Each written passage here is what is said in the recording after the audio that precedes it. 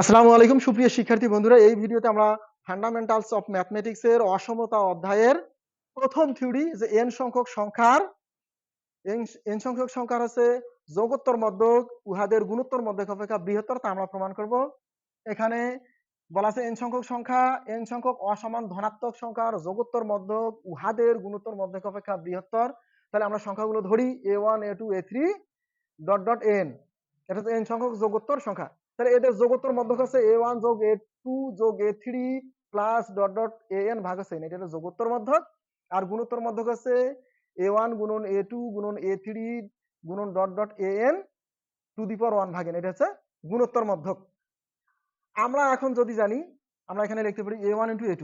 এটাকে যদি ab সূত্রে ফেলে ab, আমরা ab সমান কি জানি, a প্লাস b ভাগ 2 square minus a minus b ভাগ 2 তারপর স্কয়ার, ab সূত্র। তাহলে এটাকে ab সূত্র যদি ফেলাই তাহলে এখানে হয় কি, ab সূত্র তাহলে a1 প্লাস a2 ভাগ 2 তারপর square minus a1 minus a2 ভাগ 2 তারপর স্কয়ার।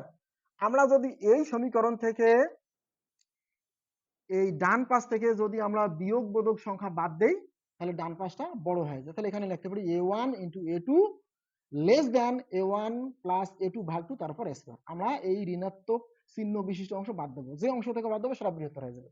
তাহলে অনুরূপ ভাবে a1 ইন্টু a2 যদি এটা লেখা যায় তাহলে a3 ইন্টু a4 কে লেখা যায় a3 into a4 less than a3 plus a4 ভাগ 2 তারপর স্কয়ার। এটা 2 নং সমীকরণ।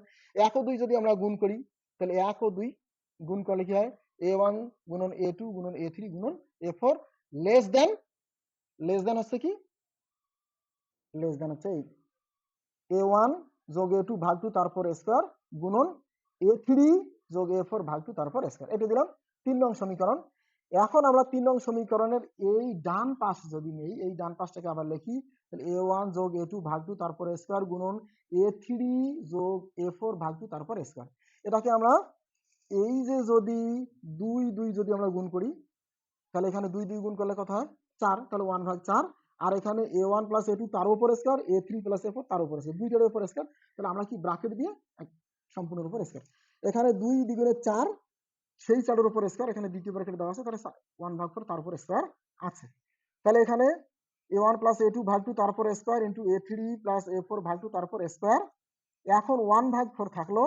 এইটাকে আবার যদি আমরা ab সূত্রে ফেলাই, এইটাকে ab a1 প্লাস a2 এটা হলো a, R a3 plus a4 এটা হচ্ছে b।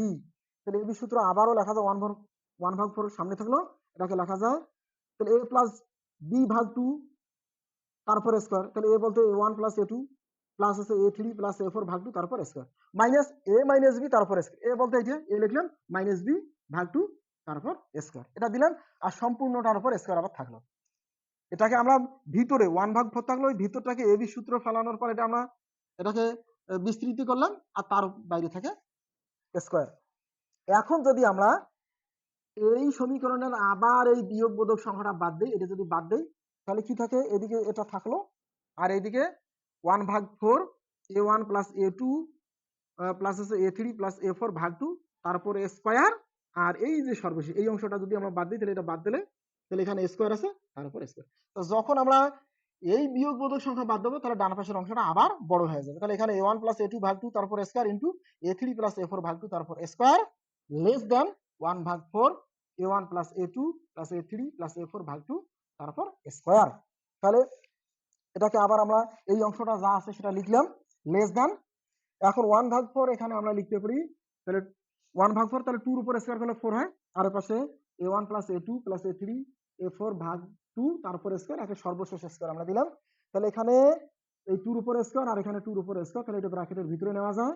তাহলে এখানে যা আছে সেটা লিখলাম less than a1 plus a2 plus a3 plus a4, আর এখানে 2 দ্বিগুণে কত হয় 4, তারপর স্কয়ার, সেই স্কয়ার আর এই স্কয়ার আমরা যদি গুণ করি তাহলে টু দি পাওয়ার 4।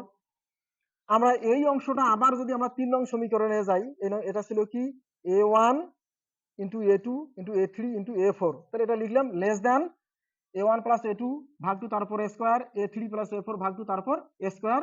এইটা লেস দ্যান কি a1 plus a2 plus a3 plus a4 ভাগ 4 টু দি পাওয়ার 4। এটা তাহলে আমরা যদি মাঝের অংশটা বাদ দিই তাহলে এখানে লেখা যায় a1 into a2 into a3 into a4 less than a1 plus a2 plus a3 plus a4 ভাগ 4 তারপর 4। এখন এখানে আমরা 4টি সংখ্যার ক্ষেত্রে এরকম নিতে পারি। তাহলে 4টি সংখ্যার ক্ষেত্রে চারটি সংখ্যা যখন যোগ করছি 4 দ্বারা ভাগ, পাওয়ার হচ্ছে 4। এখন যদি n সংখ্যক সংখ্যা নেই তাহলে a1 into a2 into a3 into a4 dot dot an, তাহলে লেস দ্যান কি হবে a1 plus a2 plus a3 dot dot an, তাহলে n সংখ্যক সংখ্যা ভাগ হচ্ছে n, পাওয়ার হচ্ছে n। এখন যদি আমরা কি করি, ওই এনটাকে যদি আমরা বাম পাশে নিয়ে আসি তাহলে এটা 1 ভাগ n হয়, তাহলে a1 into a2 into a3 dot dot an to the power 1 ভাগ n less than a1 plus a2 plus a3 plus dot dot an ভাগ আছে n। তাহলে এইটা হচ্ছে যোগোত্তর মধ্যক, ওখানে বলা আছে যোগোত্তর মধ্যক, এই যোগোত্তর মধ্যক, তাহলে যোগোত্তর মধ্যক বড় কি থেকে গুণোত্তর মধ্যক, তাহলে এটা লিখলাম, তাহলে a1 plus a2 plus a3 plus dot dot an ভাগ n, এটা যোগোত্তর মধ্যক বড় কার থেকে, এই গুণোত্তর মধ্যক থেকে বড়।